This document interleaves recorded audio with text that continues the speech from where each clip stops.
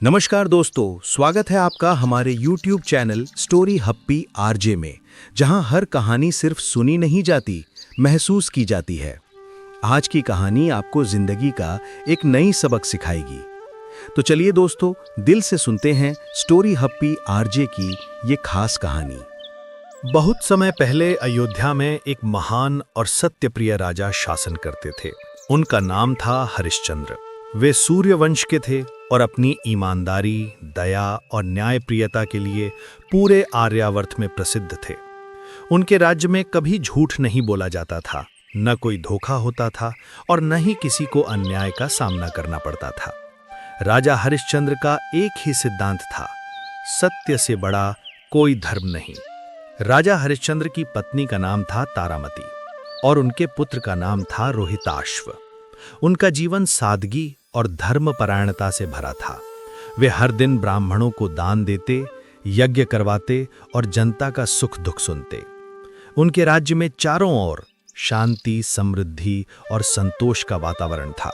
लोग उन्हें भगवान का अवतार मानते थे। एक दिन ऋषि विश्वामित्र ने राजा हरिश्चंद्र की परीक्षा लेने का निश्चय किया।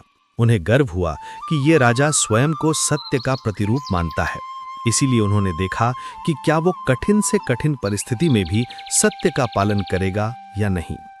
एक रात विश्वामित्र राजा के स्वप्न में आए और बोले, राजन, मैंने एक महान यज्ञ करने का निश्चय किया है। उसके लिए मुझे तुम्हारे राज्य का दान चाहिए। राजा हरिश्चंद्र ने तुरंत उत्तर दिया, हे मुनिवर, ये राज्य आपका है। जो कुछ मेरा है वो सब आपका है। सुबह जब राजा जागे तो विश्वामित्र वास्तव में उनके दरबार में आ पहुंचे। उन्होंने स्वप्न की बात याद दिलाई और कहा, राजन, आपने मुझे राज्य दान में दिया था, अब कृपया वचन निभाएं। राजा हरिश्चंद्र ने बिना किसी हिचक के अपना राज्य, महल, धन सब कुछ विश्वामित्र को समर्पित कर दिया।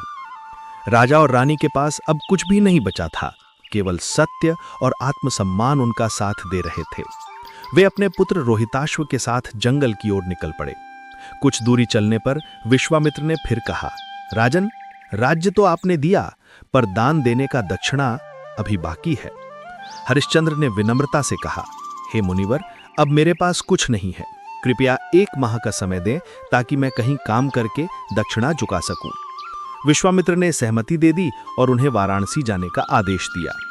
राजा हरिश्चंद्र, रानी तारामती और पुत्र रोहिताश्व वाराणसी पहुंचे। वहां उन्होंने देखा कि नगर के द्वार पर शवदाह गृह का काम संभालने वाला कोई व्यक्ति ढूंढा जा रहा है। राजा ने सोचा, यदि सत्य के पालन के लिए मुझे यह काम भी करना पड़े तो कोई अपमान नहीं।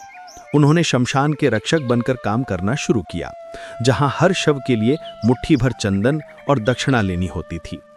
रानी तारामती पास के एक ब्राह्मण के घर में दासी बन गईं ताकि कुछ धन जुटा सके और पुत्र रोहिताश्व की परवरिश कर सके। दिन बीतते गए। एक दिन दुर्भाग्यवश उनके पुत्र रोहिताश्व को सांप ने काट लिया और उसकी मृत्यु हो गई। तारामती अपने पुत्र के शव को लेकर शमशान पहुंची।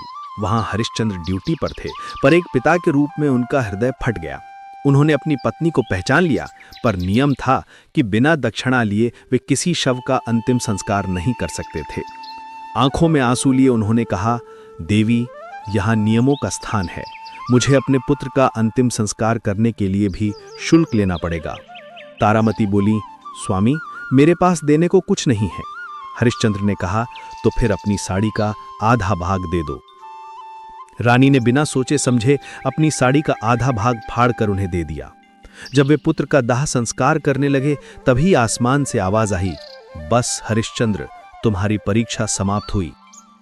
अचानक प्रकाश की तेज किरणों में ऋषि विश्वामित्र, देवता और स्वयं भगवान विष्णु प्रकट हुए। उन्होंने कहा, राजन, आपने सत्य की जो पराकाष्ठा दिखाई है वो मानवता के लिए उदाहरण बन गई है। आपने अपने धर्म, परिवार और जीवन सबको सत्य के लिए बलिदान कर दिया।